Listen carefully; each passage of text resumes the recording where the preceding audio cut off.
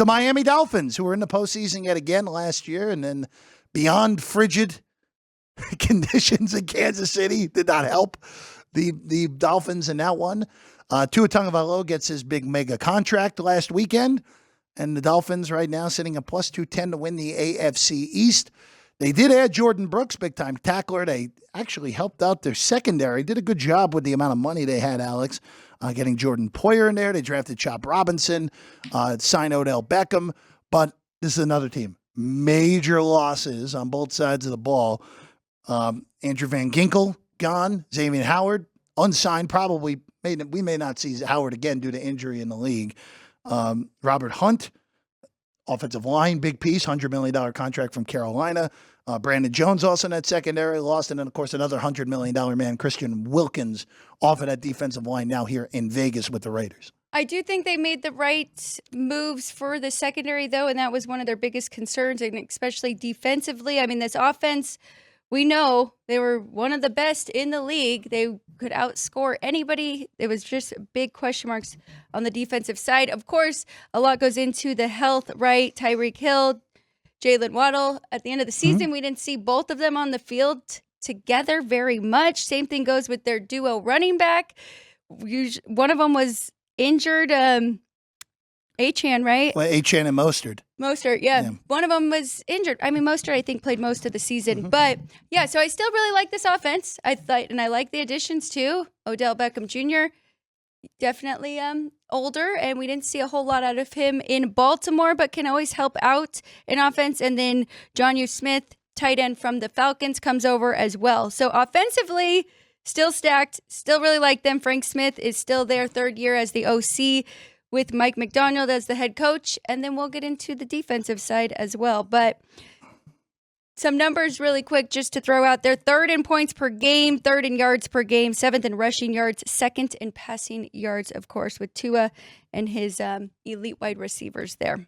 Just going defensively real quick. Of course, Bradley Chubb and Jalen Phillips, their two best pass rushers, both suffered significant injuries in the back half of the season last year. Yep. Chubb tore his ACL, ruptured Achilles for Phillips in that game on Black Friday. So that Dolphin defense was not the same in the back end. And I think the biggest thing with that defense, of course, Vic Fangio's not there anymore. Fangio goes up to Philadelphia. Clearly, there was some disconnect with him and Mike McDaniel throughout the season. Anthony Weaver now takes over as the defensive coordinator. Remember, 2 years ago, they were a bad defense 2 years ago. They did trade for Chubb. Phillips started improving. But I think a lot of their improvement had to do with the way they were coached. And I don't know a lot about what Anthony Weaver is going to do. I know he's going to try to be somewhat similar to what they did a year ago. But losing Wilkins, who, even with those great pass rushers, still to me was their best defensive player. Losing, they're basically getting a new secondary in there, even though they maybe pretty similar, all things considered. Yeah.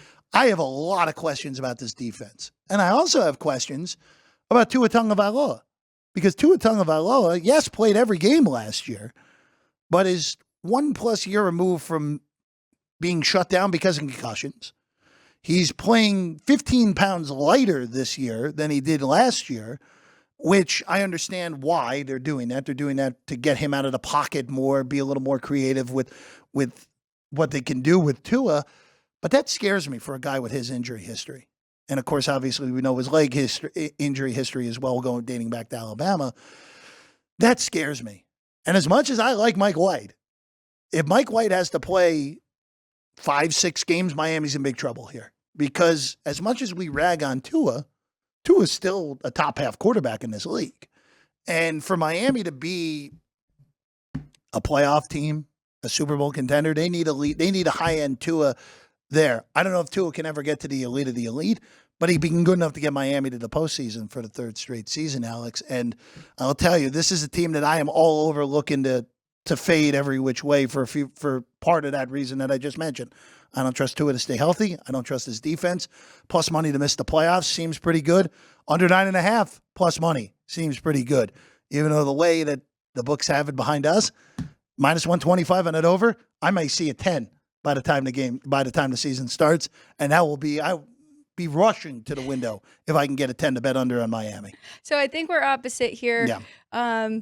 I'm higher on the Dolphins. I think you're a little bit higher on the Bills going into this season. I trust Tua. I mean, you have to give him some credit, and that change that we saw from 2 years ago after all those concussion scares, what he was able to do, the training he did, he actually gained a lot of weight to protect himself through that. So maybe it's more of just a little bit of a cut from what he had put on going into last year. But I also like the depth that this team has if you're missing any skill positions. And you make a great point because that's the quarterback position is the most important. But to prove that he could make it through a whole season last year, I'm not too worried about that one. It's more the defensive side of the ball that scares me for this team. But I like the changes. And we do have our defensive coordinator now, Anthony Weaver, who is in there. He has been with this team. As you mentioned, he's probably going to do some things, 12 years of NFL experience. So I think they'll be okay. I think they're still a playoff team. So, again, with Miami, they're clearly in this 12-team mix all the way around. They're clearly, at worst, a borderline playoff team. And, again, they've eviscerated bad teams. They struggle against good teams. This is what they've been for 2 seasons now, basically, with McDaniel in charge. You look at their schedule that's on your screen right now, and look, that first 5 weeks with an early bye is pretty manageable, all things considered.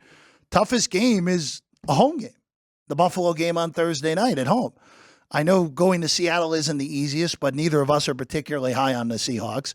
I know Tennessee beat them last year, but that was a pretty gigantic fluke in that game. It cost Miami the division when it was all said and done, though. Yes, it did. But look, that front end of the schedule is pretty manageable, all things considered. Now, the back end is pretty ridiculous, all things considered, especially starting week 13, where they play teams that I think are either going to be in the playoffs or at least in the playoff chase, and also having to play back-to-back cold weather games to end the season with Cleveland and the Jets also concerns me a little bit.